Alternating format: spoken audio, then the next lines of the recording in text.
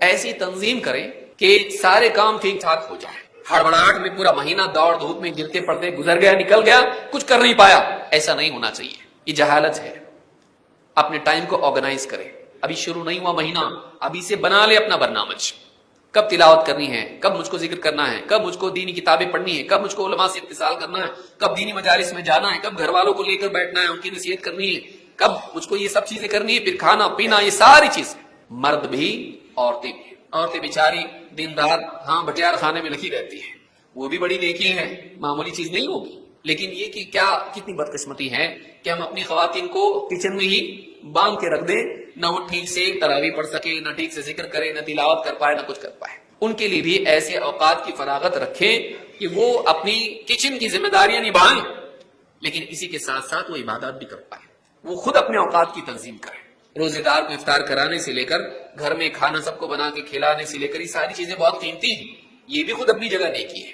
خواتین رمضان میں اس خدمت کو انجام دے کر بہت بڑا ثواب سمیٹتی ہے. روزے داروں کے لیے تیسیر کرنا کھانے پینے افطار اور سحری کی یہ کوئی معمولی کام نہیں ہے، یہ بھی بہت بڑی نیکی ہے. لیکن اس کے علاوہ وہ اپنا وقت نکالیں تاکہ ان کی دوسری نیکیاں ضائع نہ ہو. اللہ کے نبی صلی اللہ علیہ وسلم فرماتے ہیں اغتنم خمسا قبل خمس، 5 چیزوں سے پہلے 5 چیزوں کی قدر کر لو. حیاتک قبل موتک، موت سے پہلے اپنی زندگی کی قدر کر. وصحتک قبل سقمک، اور اپنی صحت کی قدر کر بیماری سے پہلے. وفراغک قبل شغلک، اور اپنی فراغت کی قدر کر. فری ٹائم تیرے پاس ہے اس کی قدر کر لے، اس کا صحیح استعمال کر بزی ہونے سے پہلے، مشغول ہونے سے پہلے. وشبابک قبل حرمک، اپنی جوانی کی قدر کر بڑھاپے سے پہلے. اس سے پہلے کہ تو بوڑھا ہو جائے اور کچھ نہیں کر پائے، جسم کمزور ہو جائے، جوانی میں نیکیاں کر لے. وغناک قبل فقرک، اور اپنی مالداری کی قدر کر لے اس سے پہلے کہ تیرے اوپر فقر آ جائے. بعض اوقات مالدار ہوتا ہے، بہت ساری نیکیوں کے امکانات ہوتے، نہیں کرتا، ٹالتا رہتا ہے، اور پھر اچانک کچھ حادثہ ہوتا ہے، نقصان تجارت میں ہوتا ہے، جہاں تھے واپس آ گئے، موقع تھا نہیں کر پایا، حج نہیں کیا، عمرہ نہیں کیا، صدقات و خیرات نہیں کیا، بہت ساری نیکیاں تھی نہیں کیا، اب واپس غریب کا غریب. جب تھا کر لیتا، ایسا بھی جانے والا تھا ویسا بھی جاتا. تو مالداری کی قدر کر فقر و فاقہ آنے سے پہلے.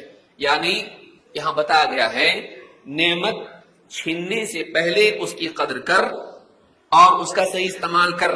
انسان کی بدقسمتی یہ ہے جب تک چیز چھینتی نہیں اس کی قدر آتی ہے. لوگوں کو بھی آپ دیکھیے، ماں باپ کو دیکھیے، جب تک ماں باپ ہوتے ہیں بدسلوکی کرتا ہے، جب دنیا سے چلے جاتے ہیں اکیلے میں بیٹھ کے روتا ہے، یہ کرنا چاہیے تھا، وہ کرنا چاہیے تھا، بڑے اچھے تھے اور میں ان کو سنبھال نہیں پایا، میں ان کا خیال نہیں رکھ پایا.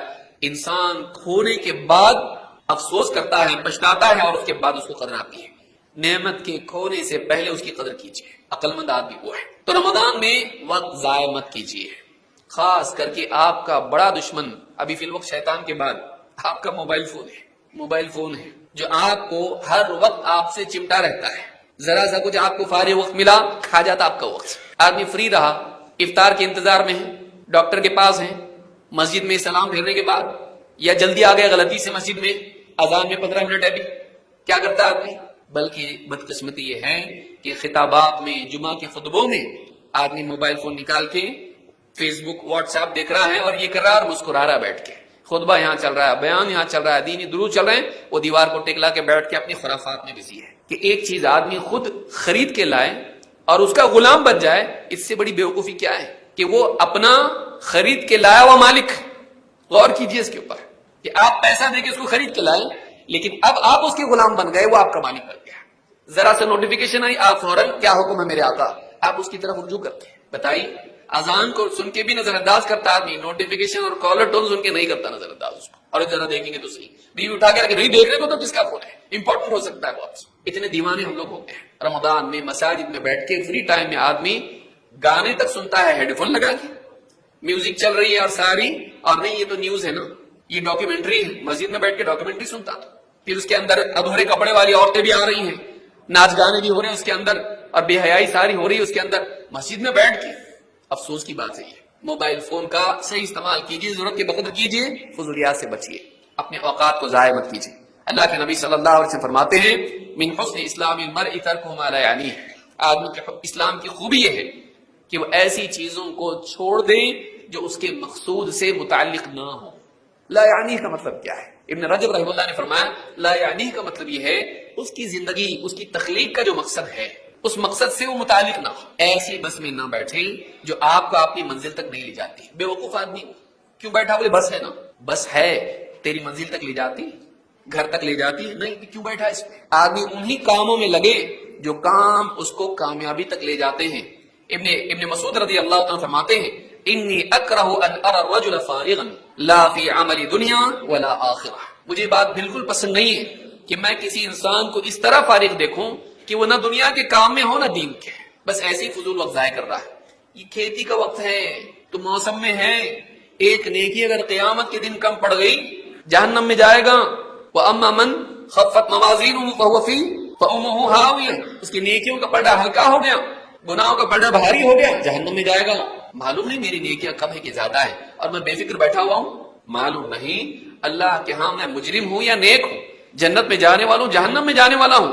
میری نیکیاں زیادہ ہیں کہ میرے گناہ زیادہ ہیں. میری موت آ جانے والی ہے ابھی یا کل اور میں بے فکر پڑا ہوا ہوں، ٹائم پاس کر رہا ہوں. میں تیاری نہیں کر رہا اپنے آپ کو بچانے کے لیے. میرا وارنٹ نکلا ہوا ہے اور میں یہاں بے فکر بیٹھا ہوا ہوں. سوچئے وقت کو ضائع نہ کریں. تو یہ رمضان میں خاص طور پر خیال رکھیں. اسی طرح سے رمضان میں مخلوق پر ترحم ہمارے اندر خاص طور سے ہونا چاہیے.